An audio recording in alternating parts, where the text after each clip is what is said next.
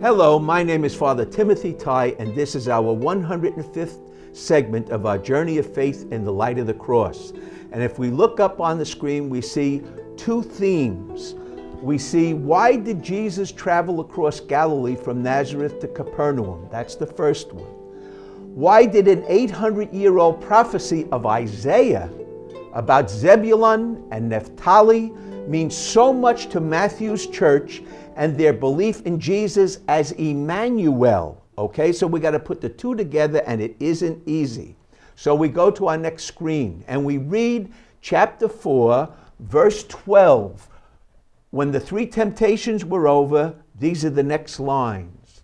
When Jesus heard John was arrested, he went to Galilee. He left Nazareth to live in Capernaum by the sea. All this is in the territory of Zebulun and Naphtali. So Zebulun and Naphtali is the land of Galilee. 14, it fulfills what Isaiah the prophet said. Now this is the second part of the class. Land of Zebulun and Naphtali, the way to the sea, the Mediterranean Sea beyond Jordan, Gentile Galilee. People living in darkness have seen a great light. A dawn has arisen for those living in the shadows of death. This verse 16 means so much to Matthew's community because the Roman armies have marched through the area, ransacked and everything, and the gospel came and shed light on them and their community when they were very down. But it also happened 800 years before. Now we go to our next screen. John was arrested by Herod Antipas, who often lived in Sepphoris, a city in the center of Zebulun, Galilee, which he had rebuilt. And it's only 5 miles from Nazareth. This is the reason Jesus left, because Nazareth was close to Sepphoris, where Herod Antipas ruled from.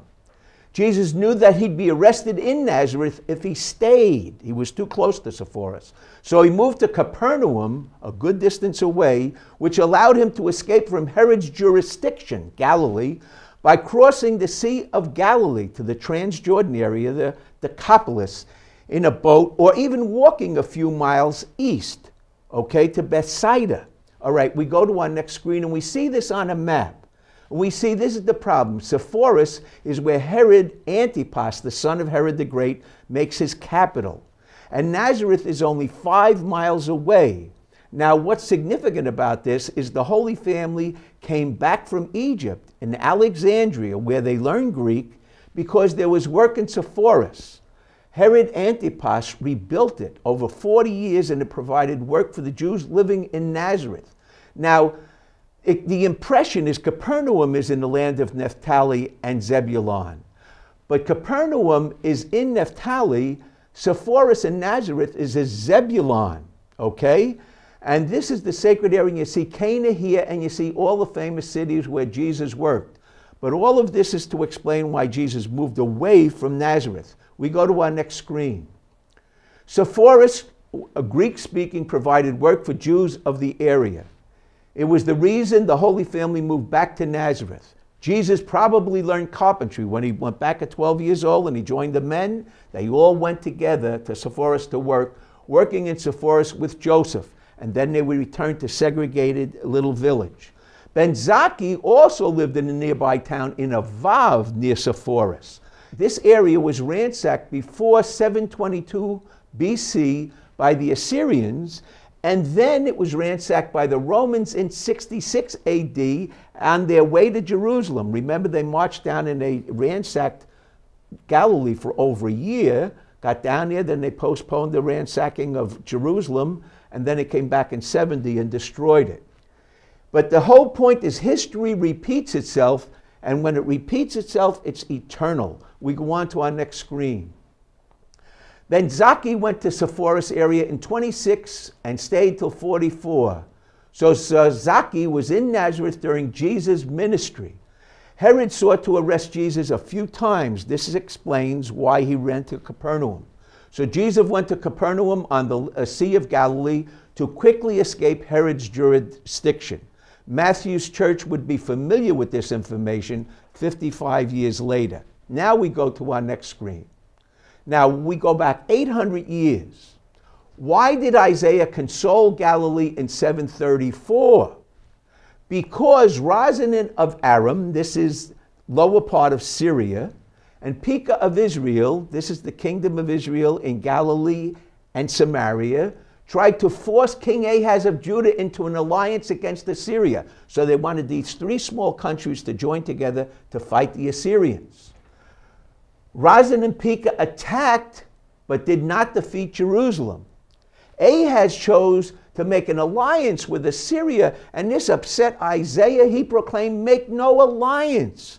Remember the three temptations of Christ. Don't make alliance with the powers of this world.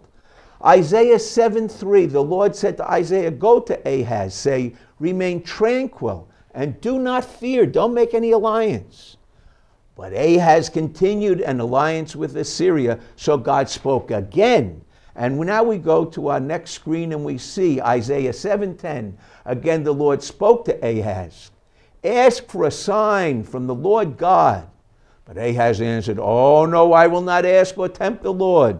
He says the right things because he doesn't want to hear what the Lord has to say. Then God said, "Listen, O house of David. The Lord gives you a sign. The virgin shall be with child and bear a son. They shall name him Emmanuel," which means God with us. Now this meant so much at that time, but it means even more to Matthew's community in 85. Before the child knows right from wrong, the two kingdoms you fear will be deserted. So the Assyrians did come in, they did destroy Aram, and they did destroy Samaria, and they were wiped off the map in 722. We go to our next screen. But now we go to 9:1, and Isaiah surprises everybody. "But there will be no gloom for those who are in anguish." This is Isaiah. "In past time he allowed Zebulun and Naphtali to be ransacked." This is the first time the Assyrians ransacked on the way to Samaria in 722. But then we come back to the text. "But in the end, God glorified the seaward road west of the Jordan, the land of the Gentiles." Again, it's the land of the Gentiles. "The Romans ransacked Galilee," Zebulun and Naphtali, "on the way to Jerusalem in 66. Isaiah in Judah suddenly proclaims Emmanuel, the child, will bring light and joy to Gentile Galilee. And then 800 years later, Jesus fulfills this 800-year-old prophecy when the gospel is proclaimed to the people of Galilee, the land of Zebulun and Naphtali, and they're as happy as 800 years before. And they feel God is with them through this Christ child. And remember, we told the infancy account in Matthew. Now we go on to our next screen. Matthew's community sees eternal pattern in this. Isaiah 9:2, and they read it. "People in darkness have seen a great light, giving them abundant joy," the same as in Matthew. "A child is born to us, a son is given to us, they name him Prince of Peace. His dominion is from David's throne, which he confirms and sustains."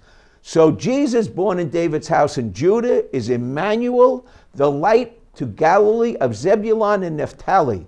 One of the great Christmas readings, that's why most of you have heard it. But it's a very confusing thing to teach, but it shows again the eternal pattern. We go now to the next screen, and we get back to the two things we tried to solve in this segment. Why did Jesus travel across Galilee from Nazareth to Capernaum? To get away from Herod Antipas.